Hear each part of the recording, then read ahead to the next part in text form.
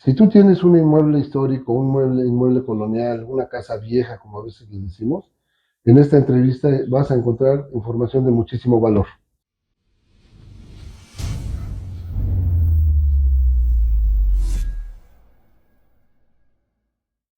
Vamos a iniciar. Tenemos el gusto de recibir aquí al licenciado Ismael Amador Gómez, con una experiencia cercana a 30 años dentro del Instituto Nacional de Antropología e Historia. Ese instituto, esa dependencia oficial que se encarga de todos los asuntos que tienen que ver con edificios de 1900 hacia atrás, hasta llegar a todos los vestigios arqueológicos. Y tuvimos la suerte aquí en el Centro INA de contar con la participación del licenciado durante aproximadamente 30 años en general dentro del INA. Y pues lo invitamos para esta entrevista y amablemente accedió. Él ya no forma parte del instituto, sin embargo, el recuerdo que yo tengo cuando tuvimos algún contacto por motivos de trabajo fue muy valioso y por eso creo que tiene una gran experiencia y nos puede aportar muchas cosas. Pues bienvenido, licenciado. Muchas gracias, arquitecto. No, al contrario. Gracias por la invitación. Qué bueno que estás aquí con nosotros. Pues mira, en términos muy comunes, ¿qué es el INA? Bueno, realmente el INE es un órgano desconcentrado que depende de la Secretaría de Cultura Federal,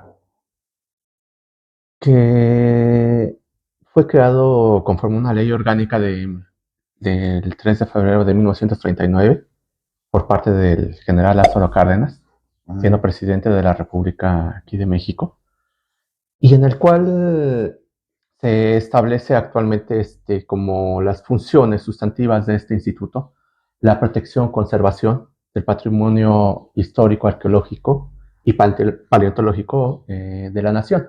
Así, con la independencia de que pues, también tiene ahora sí actividades para la investigación científica, la difusión, pero en este caso pues yo creo que va más encaminado a la protección y conservación de los monumentos, ¿no? Claro, sí, la plática va un poco más hacia los edificios, ¿no?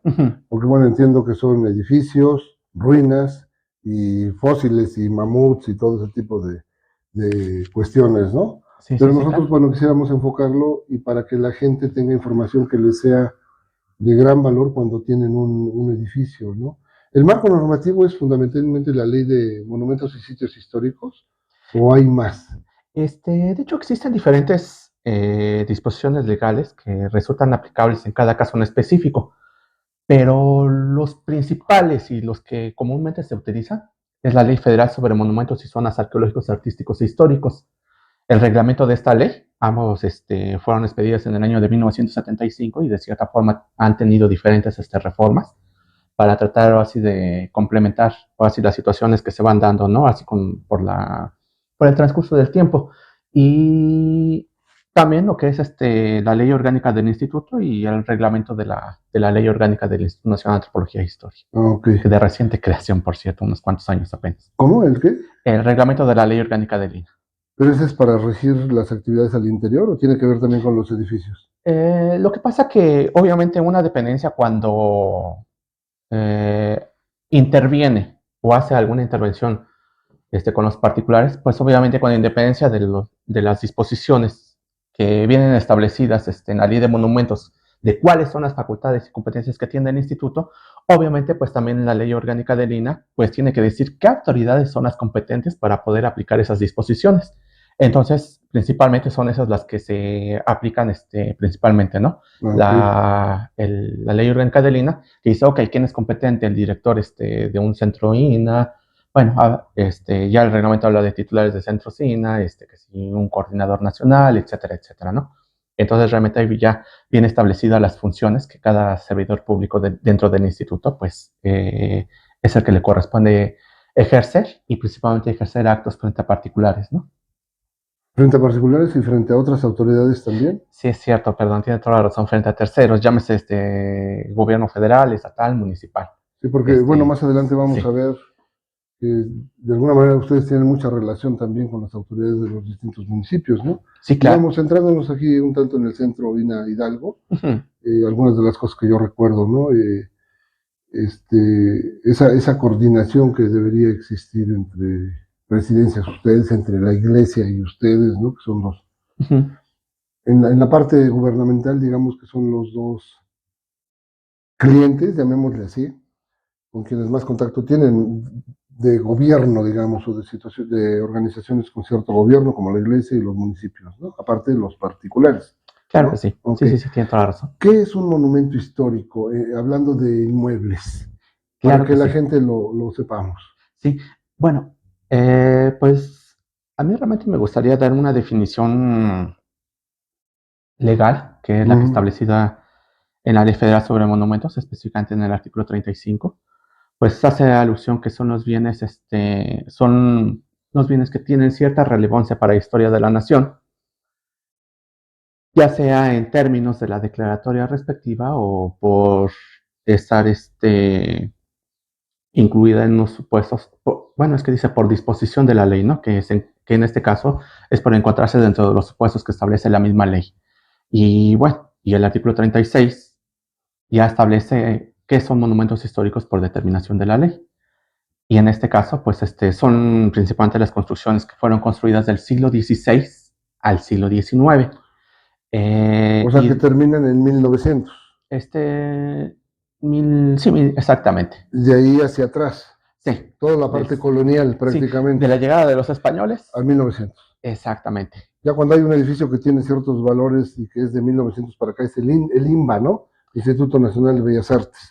El que tiene que ver con ellos, ¿no? Pudiera ser, aunque realmente pues algunos inmuebles realmente luego también tienen el carácter de monumento histórico y a su vez también el carácter de monumento artístico. Que son los de 1900 para acá. Sí, o muy antiguos también tienen de cierta forma ciertas características para ser considerados monumentos artísticos, ¿no? Puede ser Ambos. en ese supuesto, exactamente. Ambos. Puede tener ambos caracteres, ¿no? Ajá, ok, y a nosotros, bueno, el interés de esta entrevista, desde mi punto de vista, es para que todos sepamos mucho más de Lina y ojalá hagamos las cosas de mejor manera, ¿no? Hay muchos errores que cometemos, algunos por ignorancia, otros quizá no tanto, y hay toda una situación legal atrás de ello, legal y técnica atrás de la intervención en un inmueble, ¿no? Sí, claro. ¿Por qué es importante preservar nuestros inmuebles históricos? Bueno, aquí realmente, de cierta forma, es tratar de preservar aquella arquitectura que ha sido ejemplo, por, por así, de la nación mexicana a través del tiempo. Y bueno, de cierta forma también para preservar, digamos, nuestra cultura, nuestros rasgos, Nuestra identidad. Sí, nuestra cultura. Ok, vemos cómo era la construcción aquí en cierta población Sí. o en determinadas épocas. Entonces, de cierta forma, esa es un poco la función del instituto, ¿no? Tratar de conservar aquellos bienes para que de cierta forma la población pueda disfrutar, pueda observar realmente ese tipo de construcciones que realmente, pues, muchos de ellos son muy importantes y digamos que realmente ya no son muy comunes o no son repetibles en la actualidad, ¿no? Para ver los materiales, los sistemas constructivos, cómo vivía la población en cierta época y cuáles eran el tipo de construcción, que obviamente pues va variando las construcciones, ahora sí, de de cierto estado a otro, o dentro del mismo estado van cambiando ahora sí las formas, los sistemas constructivos, y como dicen, principalmente preservar la identidad, ¿no? De la población para que vean, ¿no? Ese tipo de construcciones que muchas veces también, ¿no? Así sus antepasados, pues ahora sí creaban y muchas veces protegían, porque pues ahora sí les era muy interesante y y bueno, pues ahora sí lo hacían algunos edificios, principalmente de los de carácter religioso, pues ahora sí con esa temática y lo hacían con gusto, ¿no? Sí. Y obviamente, pues esencialmente yo creo que sería uno de los principales objetivos. Y a mí me parece esa parte muy importante porque de pronto la identidad que tenemos a veces se ve muy vulnerada por todo lo que importamos desde el extranjero, todo lo que vamos absorbiendo. Hoy es común, por ejemplo, ver infinidad de negocios con nombres en inglés. Sí. Y si tú hablas con las dueñas, con trabajos, hablamos bien español y ya le ponemos un nombre en inglés, ¿no? Claro. Tenemos ahí hemos sido muy vulnerables, muy tolerantes con todo lo que viene de fuera, sin rescatar lo nuestro, ¿no? Y la identidad es una de las cosas para mí de mayor valor en todo lo que requerimos rescatar de lo que somos, ¿no? Ahorita me estoy acordando de un ejemplo de ese cariño al lugar. En alguna ocasión lo he mencionado, sin hablar de preferencias políticas ni mucho menos, ni de simpatías personales, ni nada en ese sentido. Jesús Murillo, originario de El Real, ¿no? Cuando fue gobernador le dio un impulso impresionante a su pueblo, ¿no? Y lo convirtió prácticamente en un pueblo mágico, incluso antes de que esto surgiera ese concepto como tal, ¿no? Con la participación de la Universidad Metropolitana Unidad Azcapotzalco, donde Luis Gerardo Issa era el secretario académico, y la participación en toda la división donde está arquitectura, pues es una intervención impresionante, ¿no? Por esa identidad, por ese cariño al lugar, ¿no? Entonces la identidad sí juega un papel fundamental en lo que nosotros sentimos hacia nuestra tierra. Y cuando vamos destrozando todo esto en el camino, a través del tiempo, pues vamos perdiendo eso, ¿no? Y entonces esta parte de que nosotros apostamos mucho por tirar los edificios viejos, ¿no? Los edificios coloniales, y buscamos muy poco rescatarlos, ¿no? Eh, Estoy acordándome ahorita de que hay un término más o menos común en la construcción que es el sabadazo, ¿no? El esperar el sábado porque no hay actividades, por ejemplo, del INA y de otras autoridades, esperar un sábado para tirar un inmueble. Yo recuerdo claramente que aquí se tiró de esa manera una fachada muy bonita y un inmueble que en 21 de marzo entre Morelos y Corregidora, en un cambio de administración municipal, ¿no? Prácticamente en una noche se acabaron ese inmueble. Y duró mucho tiempo, el INA participó, pero el resultado de esa como reconstrucción no tiene ninguna características ni medianamente decorosas en relación a lo que había. ¿Qué pasa ahí con el INA? ¿Tiene el INA la suficiente fuerza para obligarnos a reponer algo que tiramos de manera intencional o no tiene esa fuerza? Sí, de hecho, justamente dentro de las sanciones y de las facultades que tiene dicho instituto, de acuerdo a lo establecido por el artículo 12 de la Ley Federal de Monumentos, pues establece la reconstrucción. Dice, bueno, pues así como sanciones está esta parte de la suspensión que en su momento se realizó en esa construcción, a pesar de que ya había sido demolida en su totalidad. Y, y bueno, pues la ley también nos establece la facultad así de ordenar la reconstrucción de esos inmuebles. Aquí lamentablemente no se tiene un registro muy detallado de todos los monumentos históricos que existen en el estado de Hidalgo, porque realmente pues ahora sí estamos hablando que son cientos de inmuebles Y por que cada existen. ciudad, no en Sí, total en el estado, sino por cada ciudad hay cientos. sí, y luego si tomamos en consideración de que son 84 municipios, entonces realmente no tenemos un catálogo o una imagen muy adecuada de cómo eran los inmuebles, ¿no? Entonces tomamos ciertas características o ciertas imágenes, ciertas fotografías que contamos, ¿no? Entonces, en base a esas fotografías o esas imágenes, pues es en lo que se toma en consideración para ordenar la reconstrucción o que se ordenó para realizar la reconstrucción en específico de este inmueble. Si el INA no tiene información de determinado inmueble, tiene la facultad para decirle al propietario, vamos a hacer un levantamiento de ese inmueble para tener la información gráfica, documental, fotográfica necesaria. ¿Puede hacerlo? Sí, de hecho sí se hace. E incluso, por ejemplo, también cuando se hacen las demoliciones de esos tipos de inmuebles, de cierta forma también quedan ciertas evidencias. Lo que pasa que, pues ahorita como los edificios actuales, ¿no? Obviamente nosotros cuando arrasamos dejamos parejo un inmueble, pero debajo del nivel del piso, de cierta forma quedan las evidencias de hasta dónde llegaban las paredes, el grosor de las paredes, que si existía un cuarto o una división, que bueno, los sistemas constructivos son diferentes a los actuales, ¿no? Obviamente no existían la cimentación como actualmente existe. Ni en de ese tipo concreto ni mampostería similar a la actual, ¿no? Ajá, pero sí quedaban rasgos, obviamente,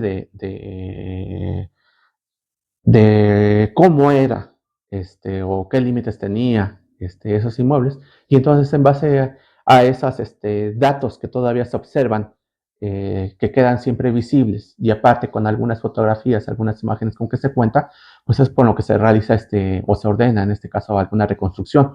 Obviamente, aquí también hay que tomar en consideración de que los monumentos históricos, evidentemente, también se pueden hacer algunas adecuaciones, ¿no?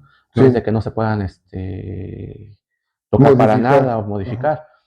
Nosotros, bueno, de cierta forma, mejor dicho, el instituto toma en consideración de que también toma en consideración las necesidades, ¿no? Que van cambiando Claro. y obviamente los tiempos, requieren otro tipo de servicios, otro tipo de actividades o usos de esos inmuebles. Entonces, por eso también tal vez no se hacen algunas modificaciones a lo que existía, pero pues obviamente siempre tomando o tratando de conservar la mayor parte de esas construcciones, ¿no? De De cómo sus eran, características. de las características originales. Ahorita que estamos diciendo esto, aquí tenemos creo que 6 o 7 escuelas de arquitectura, lo cual se me hace algo completamente fuera de lógica, ¿no? Y por algunos alumnos que hemos recibido para prácticas profesionales, para servicio, creo que habría un gran nicho de oportunidad en esta área que estamos hablando, para que las escuelas hicieran levantamientos arquitectónicos detallados de determinados inmuebles. Eso podría aportar información valiosa a Lina, dado que ahorita lo que dices, pues, prácticamente con los recursos actuales, digamos, casi es imposible tener un catálogo actualizado y fiel, ¿no? Y ahí podría haber, a través de convenios, INA, escuelas, por ejemplo, podría darse ese tipo de cosas. Ahorita que estás mencionando de esa intervención, ¿cuál es el procedimiento general que debemos hacer? Si cualquier persona que ve entre esta entrevista dice, bueno, yo tengo una casa vieja, una casa colonial, pues me interesa hacer las cosas bien, no ser sujeto de sanciones y al contrario, darle un valor agregado a mi inmueble apoyándome en el INA, ¿no? ¿Cómo es el acercamiento que uno tiene que hacer ante el INA? Cualquier particular. Claro que sí. Bueno, aquí hay dos situaciones, ¿no? Eh, en primer momento se podría solicitar ante el instituto realmente saber la calidad monumental de ese inmueble, porque bueno, pareciera que pudiera ser monumento histórico Y tal vez no. y tal vez no, porque si es monumento histórico, bueno, si se requieren en intervenciones mayores, ya también depende de que si es intervención mayor o intervención menor, ¿no? ¿Y las Eh, diferencias entre ambas cuáles son? Híjoles, En términos generales. mire, yo siento que es un poco difícil mencionarlo porque también depende ahora sí de las políticas de cada centro de trabajo. Ah, bueno, sí. Aquí en el estado de Hidalgo comentan o se toma de referencia de que, ok, las únicas intervenciones menores, pues es aplicación de pintura y aplanados, ¿no? A partir de ahí, Y de ahí ya cualquier otra actividad, pues ya la toman como una intervención mayor. Ya me ha tocado en otras partes que se han realizado intervenciones menores, se han demolido eh, las divisiones, como los o muros. exactamente, y se han hecho completamente nuevos y se toma como así como una intervención menor, ¿no? Pues está mal, pero lamentablemente existe Diferencia esas, de criterios, ¿verdad? exactamente. Oye, ahorita hiciste que me acordara hay una casa en 1 de Mayo y 27 de septiembre que fue de la familia del Villar. Ahí vivía el señor Samuel del Villar. Y yo conocí esa casa hace años y tenía divisiones abajo, divisiones arriba, precisamente. Hoy es un restaurante y esas divisiones desaparecieron. Seguramente la fachada sigue intacta, etcétera. Seguramente Lina participó ahí. Em, Cuando yo platicaba con Hugo de Zaida, con Erasmo Cordero, me explicaban que, bueno, ellos, personal de Lina, de aquí del Centro Hidalgo, ellos platicaban que las decisiones eran colegiadas, ¿no? Uh -huh. Entre la parte técnica, pero ahí, por ejemplo, la intervención fue mucho más que mayor de acuerdo a lo que estamos viendo, ¿no? Sí. Y fueron con criterios constructivos actuales, y sin embargo el resultado parece ser muy adecuado para la nueva función que está cumpliendo ese inmueble. Ya dejó de ser una casa habitación, ahora es un restaurante, es un lugar comercial. Sí. Y sí se puede hacer, ¿no? También para abrirle opciones a la gente que escuche esto, ¿no? Si tiene una casa con ciertas características, una casa vieja, colonial, como luego le decimos, Ujú. hay alternativas, pero siempre para hacer las cosas bien, Ujú. pues buscando el apoyo del INA, ¿no? Y la asesoría del INA, ¿no? Sí, claro. Yo creo que cada inmueble es muy diferente y habrá que tomar en consideración cada caso en específico. ¿Por qué? Porque muchas veces tenemos que esos inmuebles obviamente pues tienen cientos de años, Sí. han sufrido intervenciones en ese transcurso del tiempo, ya no son, ya no tienen la estructura original, las divisiones originales, muchas veces ya tienen agregados, divisiones. Entonces, el instituto pues trata de proteger lo que queda, o proteger la gran parte, ¿no? Ujú. De la construcción que queda, que no únicamente son las fachadas, porque mucha gente ahora sí tiene la costumbre o tiene la creencia de que el INAH únicamente tiene intervención en las fachadas, o así como si fuera nada más un fachadismo, pero realmente no, o sea, la ley no hace referencia de que para ser monumento histórico únicamente se protegerá lo que son las fachadas que están hacia el exterior o que son invisibles en un inmueble, ¿no? Sino también hace referencia a todo el inmueble, ¿no? Toda la construcción antigua que sea del siglo XVI al XIX. Y yo, como le comentaba, en ocasiones pues ya se ponen divisiones de blogs, de tabla roca. Entonces, por eso tal vez en ocasiones pues pareciera muy aparatoso las modificaciones que se realizaron, pero pues realmente pues habría que ver cada inmueble en cada caso específico, ¿no? Si son agregados, si son construcciones originales, y bueno, obviamente ver qué alternativas se pueden ofrecer también a la población o a la sociedad para que puedan disponer así de la propiedad de sus inmuebles, ¿no? Que muchas veces pues tienen necesidades muy diferentes, ¿no? Para negocios, para casa habitación, para hospedaje, qué sé yo, ¿no? Pero bueno, sería cuestión así de ver cada caso en específico. Nosotros tenemos que hacer un levantamiento, supongo, un registro fotográfico y luego nos acercamos al INA. Sí, perdón, no terminé de contestar la anterior pregunta. Yo recomendaba que en primera instancia se viera primero si es este monumento histórico, ¿no? Se Tiene un valor solicitara la calidad histórico. monumental. Eso, una solicitud, realmente pues es gratuita, tiene cierto tiempo de respuesta. Muchas veces no se respeta Sí, sí, sí. esos tiempos. Pero ya partiendo de que si no es monumento histórico, pues ya no tengo que presentar planos arquitectónicos, pero si sí es monumento histórico, obviamente en primera instancia tenemos que presentar, y si es una obra mayor, pues tenemos que presentar el levantamiento del estado actual de cómo se encuentra ahorita Ajá. el monumento, ¿no? En el que se especifica, no ahora sí el grosor de los muros, como le comentaba, ¿no? Que si son Sí. de tabique, que si son de 60 centímetros, que si son de 90 centímetros, y obviamente, pues ya el nuevo proyecto arquitectónico en el que se establezca qué es lo que se pretende realizar. O sea, de una vez lo hacemos o sea, el levantamiento es el Sí, conjunto de planos del estado actual, sí, ¿no? ¿Cómo está hoy? exactamente, Y hacemos la propuesta arquitectónica. exactamente. Eh, Mencionando ahí detalladamente los materiales, la manera como pretendemos hacerlo, o en eso nos asesora el INA.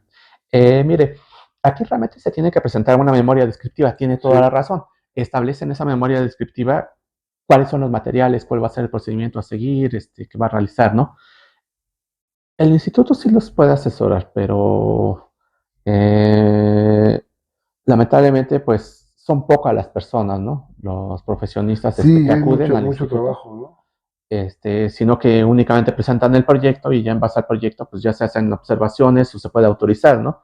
Y bueno, pues ya son pocas también las personas que, ok, no me autorizaron, pero pues como que no entiendo y yo de cierta forma pretendo realizar otro tipo de actividad. Será Sí. cuestión así de justificar, ¿no? Y poder platicar así con los peritos para poder ver la posibilidad de las intervenciones que cada uno pretende realizar, A ¿no? veces tenemos la impresión que el INA es como muy rígido Sí, en las propuestas que nosotros hacemos. sí, sí. Es así Este, o no tanto?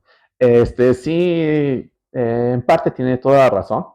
Obviamente el instituto pues trata de proteger esos inmuebles como le decía, tratar de conservar en la mayoría de lo posible Las características incluso, sí, ¿no? los vestigios o lo que Sí, queda del inmueble antiguo, ¿no? sí, Que muchas veces pues ya quedan poco, ¿no? Pero sí pareciera luego ser muy, muy estrictos. sí, Yo de cierta forma siempre traté un poco de ponerme del otro lado de los particulares, sí. de entenderlos, de ver su situación. Y bueno, pues ahorita que estoy fuera, de cierta forma también se han acercado afortunadamente conmigo algunas otras personas y bueno, pues yo entiendo realmente así la posición, la postura así de los particulares, ¿no? De las necesidades que se tienen. Y entonces, que parecieran ser muy estrictas y, perdón que lo diga, ¿no? Hasta muy rudas, Rígidas ¿no? quizás, sí. Ahora sí los comentarios, o las decisiones o las opiniones que se emiten por parte del instituto, ¿no? Pero yo quisiera hacer aquí una especie de comercial. Sí, Cuando yo colaboré con la Iglesia de los Angelitos, con el Padre Josué en Catedral, sí, no me claro, acuerdo en qué otro trabajo, tuve la suerte, también este proyecto que hicimos con el Padre José para la sí, cabina del hospicio, tuve la suerte de que a veces también un poquito en la manera de pedir está sí, la de dar, ¿no? sí, Yo tuve la suerte de encontrarte a ti, a Hugo de Saida, el arquitecto Hugo de Saida, el arquitecto Erasmo Cordero, y pues siempre tuve como esa apertura de parte de ustedes, pero también yo trataba de no ocultarles nada, o ajá, sea, de decirle, mira, las cosas están así, aquí están los planos, pero claro, tendemos a hacer esto, pues dime qué hago, ¿no? Si modificamos algo, etcétera, y no al contrario, yo siempre tuve tengo muy grata experiencia ahí con el instituto a través de ustedes, ujú. pero sí he escuchado otras opiniones, ¿no? Sí, sí, sí, claro. Entonces, ahí de alguna manera, ahorita que dices ya no estás dentro del instituto, pues miren, si alguien necesita asesoría del licenciado, de verdad, esa fue una de las características por las que yo decidí invitarlo. Siempre tuvo ese don de gente, de tratarnos con un gran respeto, con una gran flexibilidad, y los arquitectos también, ¿eh? Hugo de Saida, Erasmo Cordero, son de los que me acuerdo, y que sí, yo no les ocultaba nada. Entonces eso nos daba, y además las puertas abiertas, ¿no? O Ujú, sea, ¿dónde quieres entrar? Y pasábamos a todos lados. Con Hugo de Saida vimos parte del proyecto de la casa parroquial que no afectara a los angelitos, luego parte de la iluminación. También con él y con Erasmo vi la iluminación de catedral. Ahí fue el recurso que gestionó Oralia Vega para la iluminación monumental de catedral.